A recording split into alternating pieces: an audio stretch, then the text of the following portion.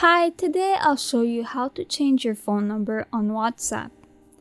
Tap Settings, tap Account, tap Change Number, and then tap on Next. Enter your old phone number in the first field and your new phone number in the second field, both in full international format.